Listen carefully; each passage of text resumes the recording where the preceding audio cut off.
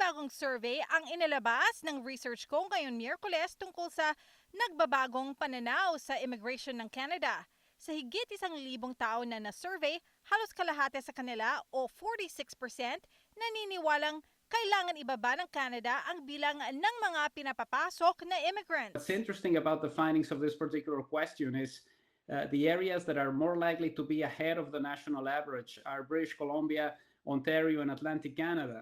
From our research over the past couple of months, we've seen these three places as areas where people are very worried about housing, homelessness, and poverty. So the housing crisis definitely seems to be having an effect on the way people in these provinces feel about immigration. We know that it's the number one issue in Ontario, in Atlantic Canada, and in BC. And now we see respondents in the same areas thinking that immigration isn't being handled properly. Ang pagkakaroon ng positibo o negatibong opinyon tungkol sa immigration ng bansa, nagkakaiba depende sa edad.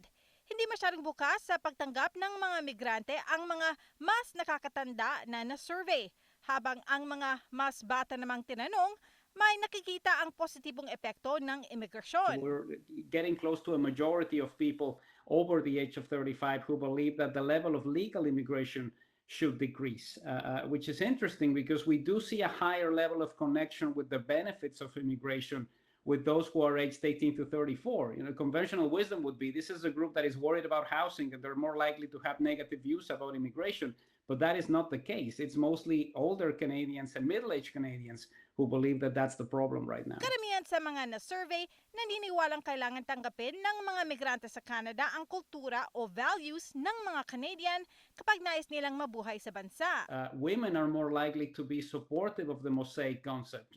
Keep those cultural differences. They are part of the fabric of Canada. And men are more likely to believe we should be more like the melting pot, come in here and assimilate and essentially keep the values that the country has had for a long time. And a similar situation happens when we look at ideology. Conservatives are very supportive of the melting pot, a majority of them saying this is the way in which Canada should be running immigration, versus liberal voters and New Democratic Party voters who are significantly more likely to favor the mosaic.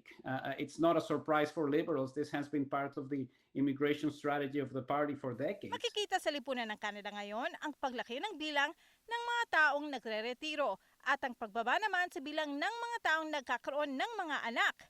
Kaya mahalaga na karamihan sa mga na-survey ng research ko nagsabing maganda at nakakabuti para sa bansa ang pagtratrabaho at talento ng mga migrante sa Canada. Will we be at a situation where in the next 10, 15 years, we don't have enough people working to pay for the taxes and to maintain the pensions of those who are retiring?